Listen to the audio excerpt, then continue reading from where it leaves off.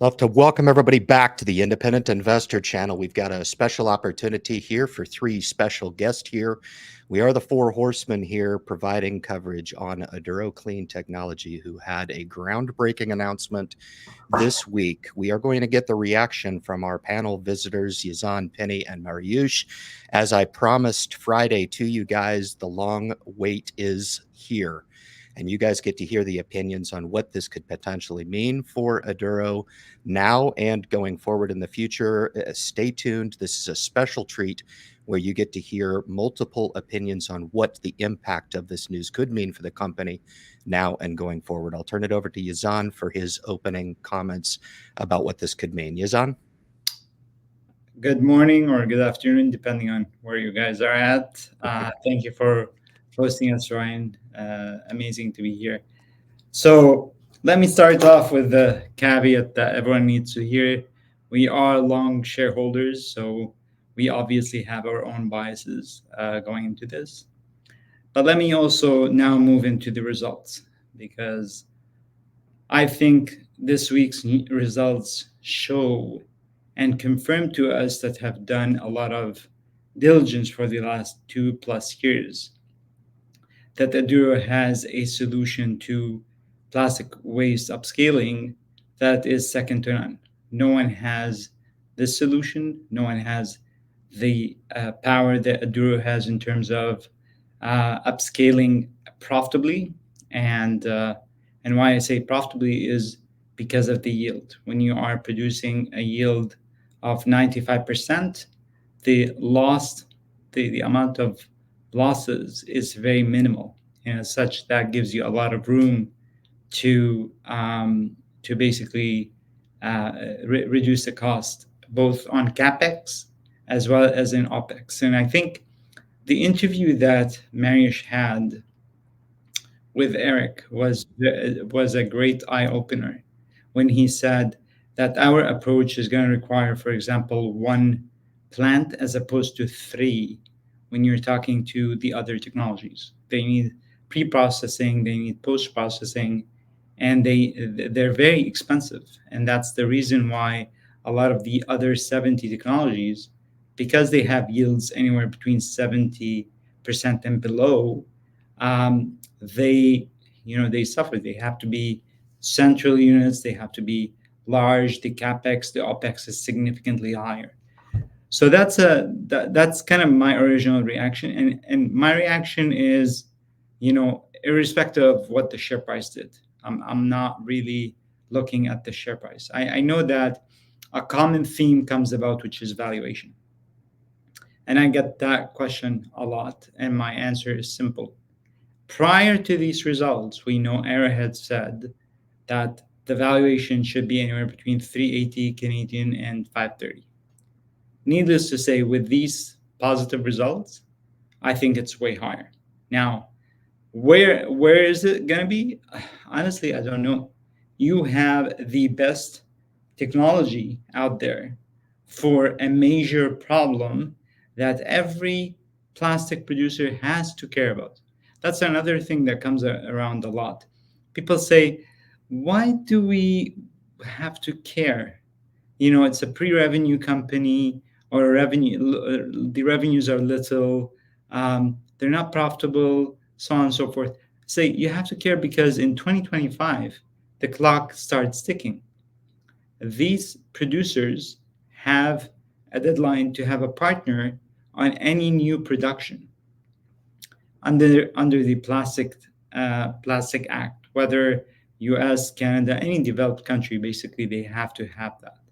So, what about a company that already has presence in two countries, Canada and Netherlands? They also have a country manager in Mexico, for those that forgot. So, and they do have a team in the US. So definitely, some reminders for those people. And I'm going to take a step back, and I'm going to let Penny and Mariusz comment, and then we'll talk a bit about the impact of these results and my personal view in a bit. All right, I'll go. I could not have been more excited seeing 95%. I think I've heard 80 a couple of times mentioned, and that was where I set my bar. And I was happy with that because I know that pyrolysis is currently it's a gold standard. It's basically heating things up very hot with a lot of pressure. And that typically gives you, about 30% char and about 10% wax. So wax is saleable, but I wouldn't really count it. So, you're looking at a competitor sitting at about 60%, as a good yield, and having 95% come out and seeing that it was only 1.2% char was well beyond my expectation. And it really moved my personal future goals for the company because it made me refigure all the numbers. I mean, that was, I couldn't have been any more excited, and especially that the numbers were based on polypropylene, which it's kind of in the middle. It takes more heat to work with polyethylene. It takes a little less for polystyrene. So I was happy to see what we got in the middle, because I think that might be a really good a good way to base the rest of the figures until we have them exactly. So I just couldn't be more happy. So Okay, so Yazan mentioned a little bit about the valuation. So let's think about the valuation from 2 points of view. One, individual valuation based on what we think the company can generate, and then two is what the comps are doing. So, we like to talk about or compare a pure cycle. What's pure cycle market cap? Well, $500 million, something like that, more than that. And 150 now, without the debt. Right. So with the debt, the enterprise value is over $1 billion. Okay. And as Penny just said, they're going to have a yield of about 60%. So a worse technology, a company that doesn't own the technology, is worth more than $1 billion. And here we have 95% yield. All the other verticals, we own the technology. We have a better business model because it's licensing, huge profit margins. So you're telling me that we shouldn't be worth $1 billion today? We should totally be worth $3 billion today if we're comparing ourselves to something like Pure Cycle. Okay. So now what about like how much money the company can generate? Well, they showed us in the presentation that if they land a large client, that would equate to about $100 million worth of yearly revenues and about $80 million of EBITDA from one client. Okay, one client. Like, do you think there's only one client that needs this solution? Right? What if we get 10 clients? That's pretty conservative. 10 clients, and so that would be like 800, almost $1 billion of EBITDA. $1 billion of EBITDA. What is $1 billion of EBITDA worth? Like 10 billion, 20 billion? I mean, we can all dream up numbers, but like that's just 10 clients, right? And so now, and another thing is, I'm thinking like after this news came out, I'm thinking like about those multi-billion-dollar companies that Aduro is working with. We know the name Shell, and then we don't know the names of the others. Like, put yourself in their shoes. Like, what are they gonna do? They're gonna be like, you know what? We don't like 95% yield. We prefer 60%. We don't want to have the best technology in the world. We want to go with the third, fourth technology in the world, right? We don't want to solve this problem. Like, what do you think is going through their head? Like, if you are Shell, if you are a multi-billion-dollar company, are you going to be like, you know what?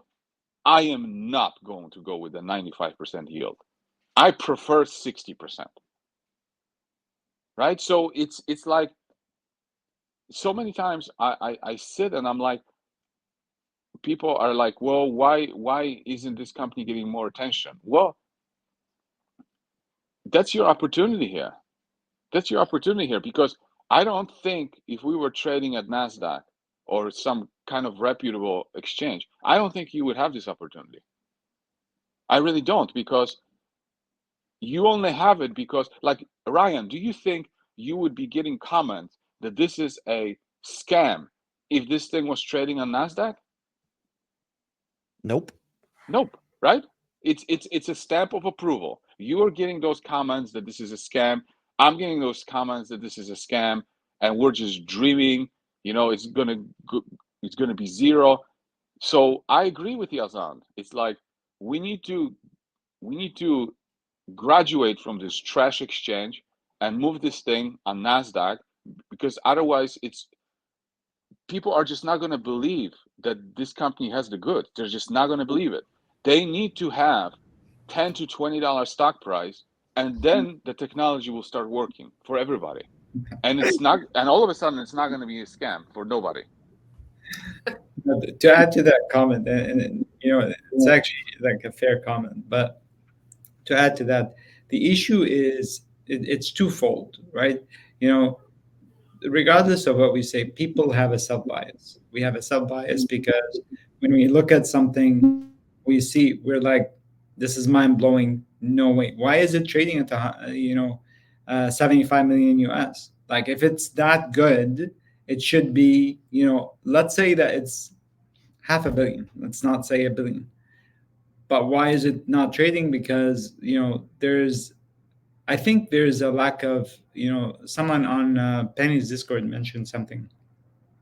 There's a bit of a lack of credibility because of the exchange. I think it's the exchange that's on, and as well as because I think some of the we're all used to, like, unfortunately in this era, and even I'm going to say myself included, we're all in this immediate gratification mindset. We need to see that something is published and news is published, and we see the stock pops 50, 100%. Why didn't it happen? Then something is wrong. Well, it didn't happen because, one, it didn't have the time for enough people to be aware of it, to digest it. But the other thing is, again, it's a limitation. Today, when I speak to a lot of Canadian brokers and investors, a lot of them, unfortunately, are stuck in this tunnel vision that they're not touching anything that is not profitable because they got jaded from 2021 and onwards. And they're like, okay, look, if it's, not profitable, we're not going to touch it.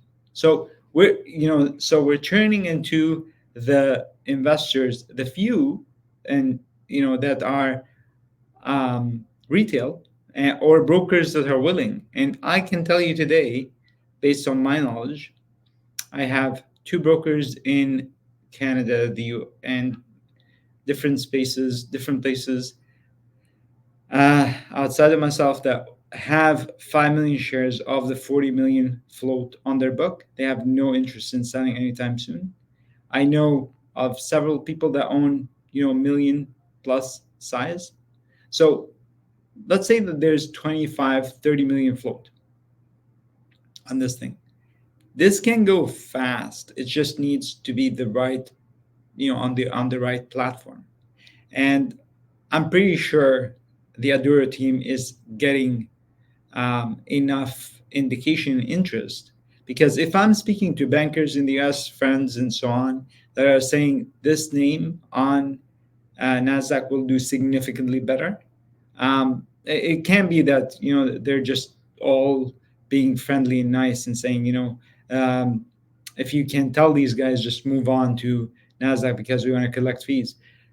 They're saying it because obviously they understand the significance of the problem they're facing. They're getting a lot of demand for solutions for plastic waste, especially after the Anti-Inflation Act, with billions of dollars sitting on the sideline, basically wanting to be invested in something that can resolve this problem.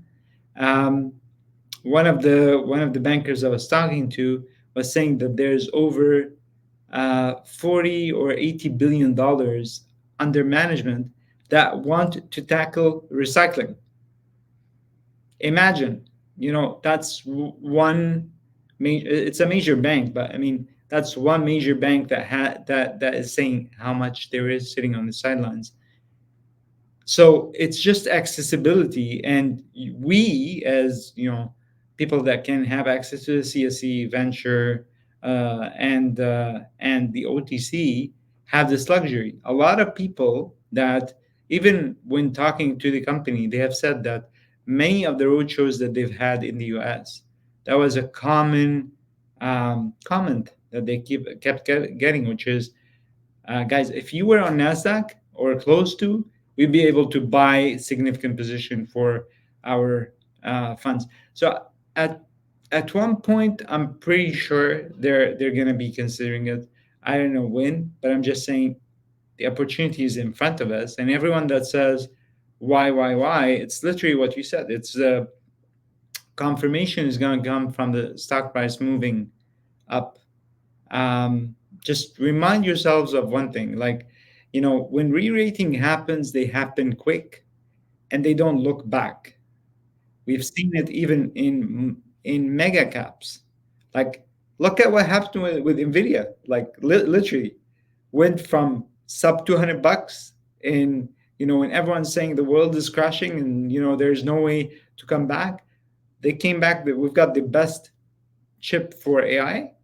We're talking about an already $200+ billion company, went to $1.8 trillion in not such a big time. So people need to realize the significance of being a solution that's second to none, and that I don't think people still grasp that, and that's fine. That's kind of the reason why we are here. I love that people haven't grasped that. Am I the only one here that's loving the price right now? Because we were just de-risked so much. And it tells me that this is my opportunity. I mean, I feel like I've got some sort of golden ticket and nobody else knows about it. Like, we're only sending this to friends, right? Nobody else could see this video. Because we've got 4 bulls in a room, picking apart all the things that we figured out. When I'm looking at technology, the thing that I'm really focusing on is the CapEx and OpEx required.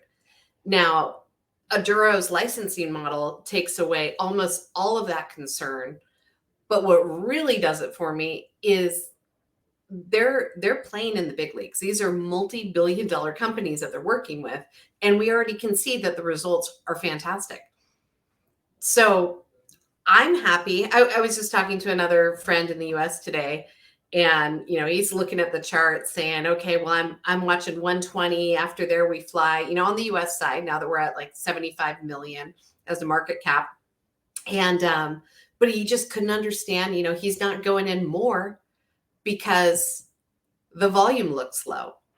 I'm like, oh, well, the volume's hidden on the Canadian side. So we do have a couple different things happening where, when you look from the US side, you're like, there's not really a lot happening here. I see the trend, I see where it's going, but I can't tell why. So I feel like we've got a little secret here, and I'm okay keeping it a secret for another year or two.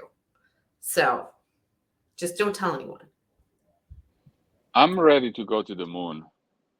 I have all the shares that I want, and I got my ticket. I buckled up, and I'm ready to go whenever Aduro is ready to take me there. Let me jump in real quick before I turn it back over to Mariusz. I thought that the interview that you did just this week with Eric Appelman was critical. I want to circle back with the viewing audience and understand where they can find this information, links will be provided both in the description and the comments section of this video, as well as links to both Penny's reaction video from this week, and as well as Mariusz, which I put in my #1 in my personal archive of favorites. There was a comment that was said, Mariusz, your question to Eric about the scalability, and Eric's response to you that the underlying value is in the chemistry and that doesn't change. He also went so far as to change some of the attributes that would in fact change to improve the process as the continuous flow improved over time as the reactors get larger, but he came back to the chemistry does not change.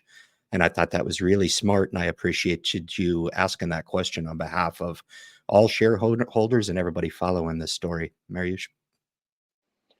Yeah, no, I think both the press release was the most important press release in the company's history, and then that interview was just amazing.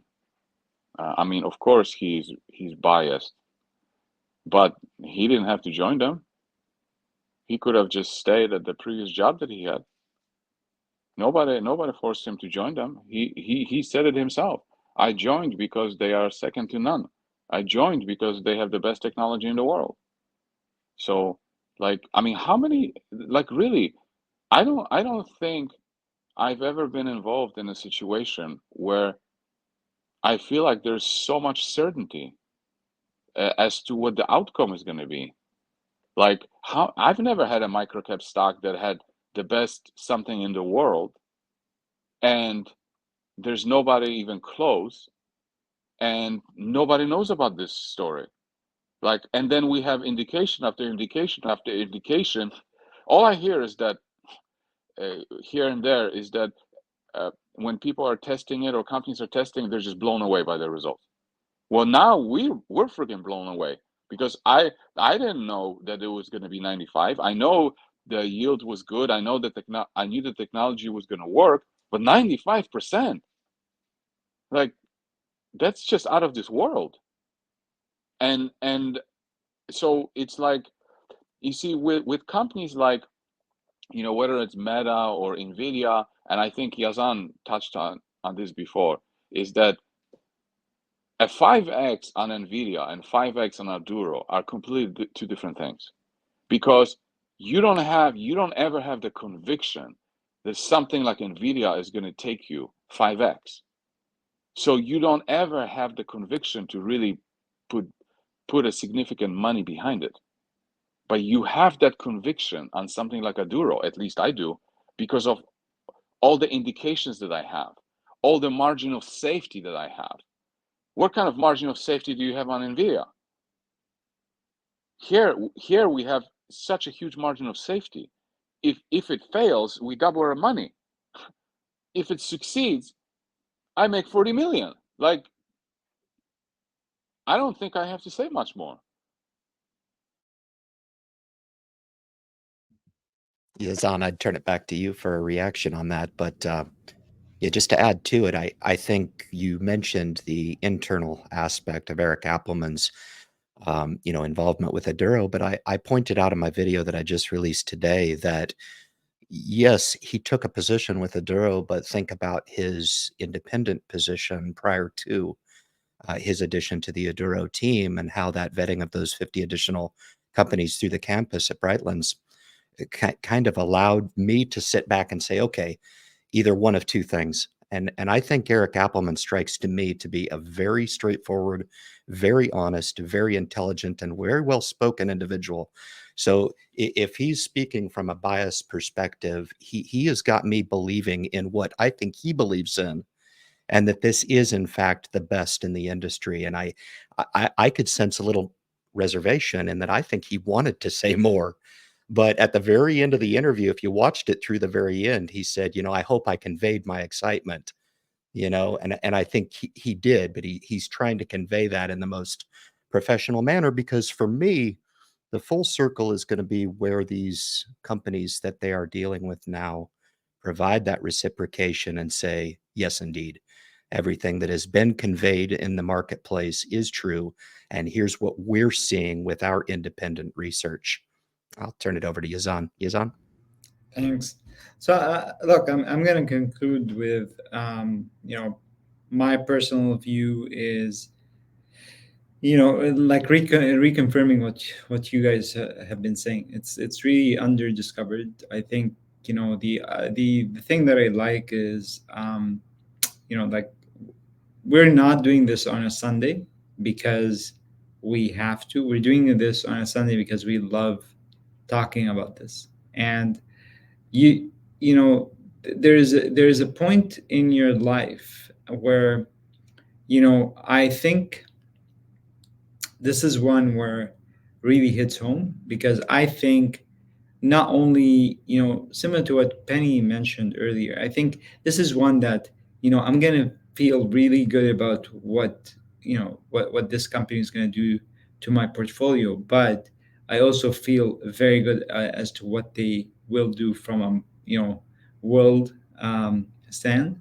And just to touch on something that Mariusz mentioned, just so that people grasp why he was talking about the 100 million in sales or revenues, potential revenues, and 80 million EBITDA, and why is that one customer, so on. A reminder to everyone, we produce currently 450 million tons of waste plastic a year.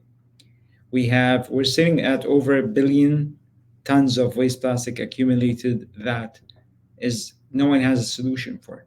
Okay, and the 100 million, when originally projected, was based on smaller clients and so on, but the sum of parts was about 400,000 tons per year that they would process, and on a licensing model. So when Mariusz is saying, why wouldn't several clients come in? So one client, 300,000 tons, like put it in comparison. So 300,000 versus 450 million per year. 3 million versus 450 million per year. It's nothing. It's still we're not coming here to say they're gonna take the entire market. We're talking about a teeny bit of a marketplace that is just growing further. And the other big takeaway that I want to remind people as a closing statement: every year the cost of hosting that contaminated waste plastic, that's about 80% of the annual production, is going higher. Every publication is saying that countries don't want this garbage. And I've read somewhere that it's like 1,000 to 1,500 US per ton just to host it per year. So you're offering them a profitable solution to resolve this problem. Again, like I'm numbers can drive us to the moon, but I'm much rather stay disciplined and say this is for people that are trying to kind of get to how we're talking the numbers that we're talking. And I appreciate you hosting us on a Sunday. Penny, do you want to give us a last word here before we sign off for the day? Well, I think my biggest focus and the reason that I initially invested in Aduro was the mission. It's plastics. It is a huge problem. I mean, we're hearing about microplastics all the time. We know that plastics are not being handled well. And I've said this time and time again, I met Ofer and talked to him, and then I was sold on the management. And they have proven themselves time and time again that they have been very fair with shareholders. There are no leaks of information. You don't see a chart run before news comes out. You don't see anything like that. When they've done raises in the past, it has been for the amount they needed to progress to the next step, and they've done it every single time. So the management has my faith. The purpose and the project is absolutely in line with what I look to be invested in, and they are absolutely kicking ass. I look at those yields. So I just can't wait to see where we are in a year. And I hope Mariusz gets his wish sooner than later. But I don't mind churning down here below $2 I'd be fine below $2 for the whole next year. And I just keep packing my suitcases. So I don't know. I'm happy here. It's not going to happen. I see a lot of people saying, oh, I want it to be, I don't want it to be too sharp. I want it to be steady. There is no steady.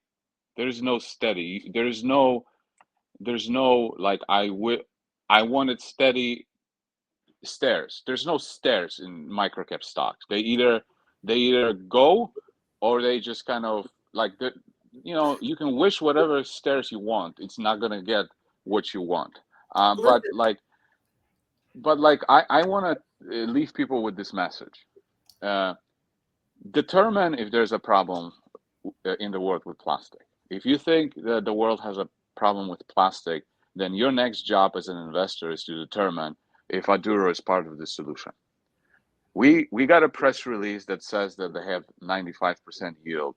So now your job as an investor is to determine, is this good? How does it compare to others? If you think this is the best, like what Eric is saying, what we're saying, if you think this is the best, then the next thing is, what do you think the major players that want to solve the problem will do with the best solution? Are they going to say, no, we don't want the best solution? Or are they going to say, you know what, we're going to go with the best solution?